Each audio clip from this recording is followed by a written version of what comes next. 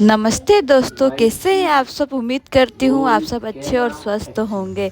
तो आज है छठ पर्व, चैती छठ। अब आप सोच रहे होंगे कि छठ छठ तो अभी हुआ था। जी हाँ, ये छठ साल में 2 बार होता है। तो इसको जानने से पहले चलिए जानते हैं छठ की महत्व को और छठ कितने प्रकार के होते हैं। उससे पहले आप मेरे चैनल को लाइक, सब्सक्राइब एंड कमेंट करें। चलिए तो जानते हैं छठ के बारे में विशेष महत्व। छठ क्यों हम साल में 2 बार मनाते हैं, तो चलिए हम जानते हैं। ये छठ महापर्व छठी माता और सूर्य देव को समर्पित है। यह साल में 2 बार मनाया जाता है, जिसमें एक दिवाली के बाद यानी कार्तिक माह में और दूसरा चैत्र माह में, जिसे चैती छठ और यमुना छठ के नाम से भी जाना जाता है। यह छठ बहुत ही कठिन माना जाता है, क्योंकि इस दौरान 36 घंटे का निर्जला उपवास रखते हैं। जितने भी व्रतियाँ हैं सूर्य देव को अर्घ देने के बाद ही अपना व्रत तोड़ते हैं। तो यह धार्मिक मान्यता के मुताबिक छठी मैया और सूर्य देव भाई बहन हैं। इसलिए छठ पूजा में सूर्य देव को अर्घ देने का विशेष महत्व है। कहा जाता है प्रकृति की देवी और सृष्टि की रचयिता, जीवन का प्रमुख स्रोत और रोशनी देने वाले हैं। महत्व, संतान की रक्षा और समृद्धि के लिए आराधना की जाती है। समाज में मान सम्मान, बल, विद्या, वैभव, वृद्धि, तीज प्रक्रम की प्रकृति के लिए पूजा की जाती है। और छठी और पर्व न केवल भगवान सूर्य और छठी माता की आराधना का अवसर प्रदान करता है, बल्कि हमें धैर्य, त्याग और प्रकृति के प्रति सम्मान की सीख भी दे। यह छठ व्रत महाभारत के काल से चला आ रहा है। जब पांडव अपना सारा राजपाट जुए में हार गए थे, तब श्री कृष्ण द्वारा बताए जाने पर द्रौपदी ने छठ व्रत रखा। तब उनकी मनोकामनाएं पूरी हुई तथा पांडव को उनका राजपाट वापस मिला। साथ ही धार्मिक मान्यताओं के अनुसार माता सीता ने सर्वप्रथम पहला छठ पूजन बिहार के मुंगेर में गंगा तट पर संपन्न किया था, जिसके बाद महापर्व की शुरुआत हुई। छठ को बिहार का महापर्व माना जाता है। यह पर्व बिहार के साथ साथ देश के अन्य राज्यों में भी बड़े धूमधाम से मनाया जाता है। जैसा कि मैंने आपको बताया, यह व्रत बहुत ही कठिन है, इसीलिए इस व्रत को महापर्व कहा जाता है। तो मैं आपको बताती हूँ, क्योंकि इसमें बहुत ही कठिन पर्व और बहुत ही नियमों के साथ किया जाता है। इसमें व्रतियाँ 3 दिनों तक फास्ट रहती हैं, जिसमें व्रतियों को पहला दिन नहा खाए यानी कि लौकी भात के साथ शुरुआत होता है, और दूसरा दिन जिसमें व्रतियाँ निर्जला व्रत रखती हैं पूरे दिन के लिए, और शाम को गुड़ की खीर और घी लगी रोटी और फलों के साथ छठी मैया का भोग लगता है और प्रसाद ग्रहण करती हैं।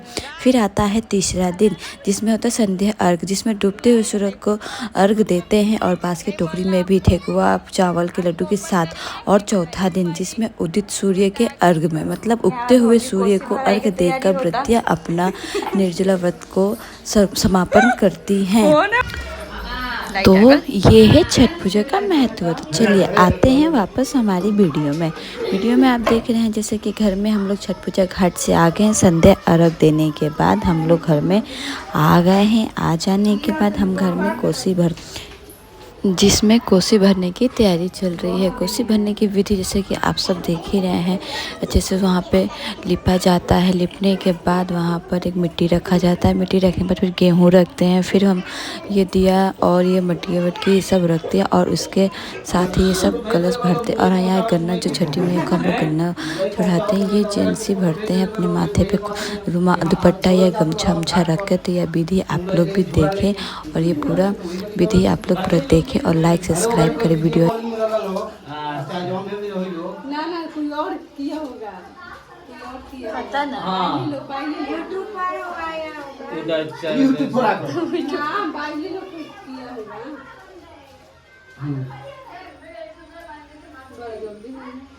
बांध के जिया जी पहले से ऊपर से रखे थे।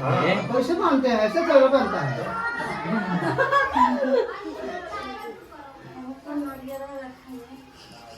फूल भी पानी तो डालो पहले।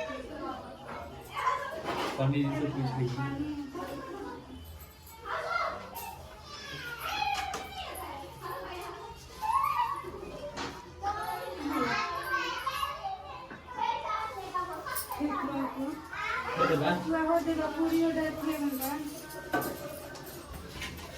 में निकाल ली, कोनो बर्तन में निकाल ली।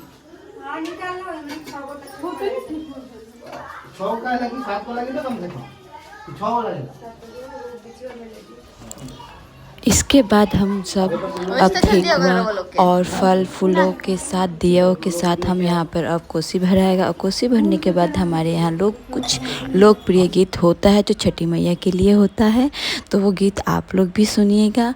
तो यहाँ पे अब कोसी भरा गया है, अब हम लोग यहाँ पर पूजा करेंगे और फिर छठी मैया का कुछ गीत होगा जिसको आप भी इंजॉय करें और अपना बहुत सारा प्यार दें वीडियो को। तो चलिए हम लोग चलते हैं। जय छठी मैया। आप लोग भी सुनिए छठी मैया का थोड़ा सा प्यारा सा लोकप्रिय गीत जो हमारे बिहार का बहुत ही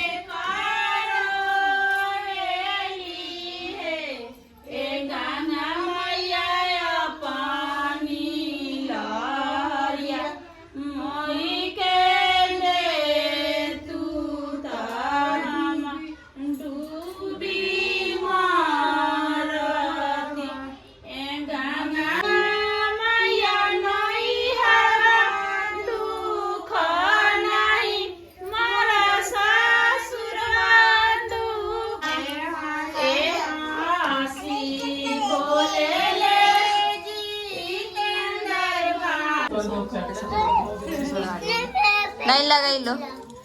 चलो चलो गोर लगो। उठ जाओ, गोर लगो, जय करो। ठीक है, आप लाइक फॉलो शेयर जरूर कर दें। हम कोई सेट भी खोल देंगे।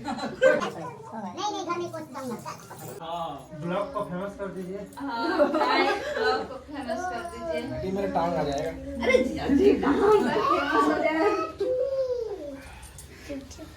रुपए कॉल दी कि बस इनके पास कब रहेगा, थोड़ा सा रेडी नहीं हो पाया था इसीलिए।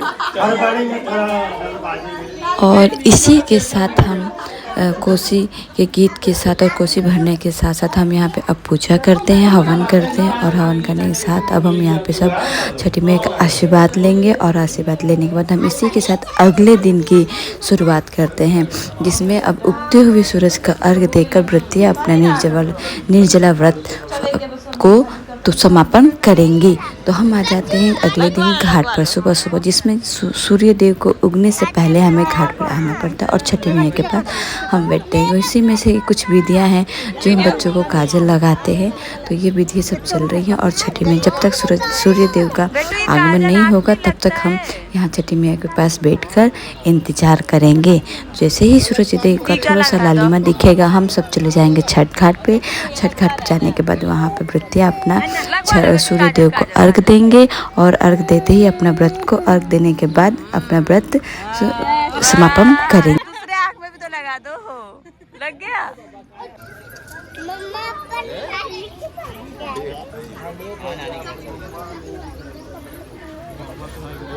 कदे नहीं कहने पूजा तो हम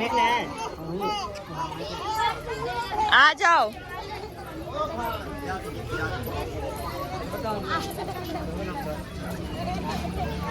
हम लोग यहाँ से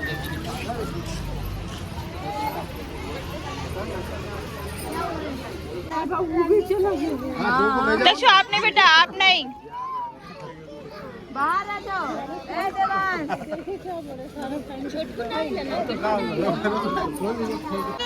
नहीं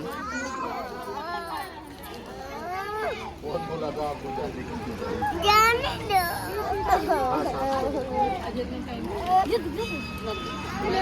नहीं जाने।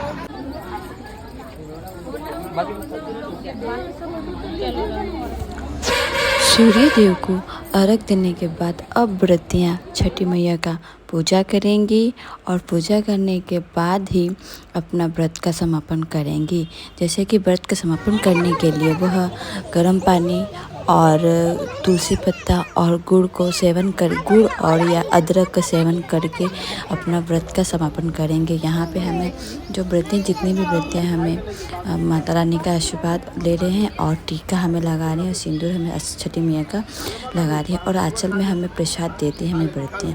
तो इसी के साथ वीडियो आप लोगों को कैसा लगा कमेंट में ज़रूर बताइएगा और लाइक एंड सब्सक्राइब ज़रूर करिएगा। ये हमारी फैमिली थोड़ा सा कुछ वीडियो में कैप्चर किया है, तो आप लोग ज़रूर अपना मेरे वीडियो को अपना प्यार दें और लाइक एंड सब्सक्राइब करें। So guys bye bye.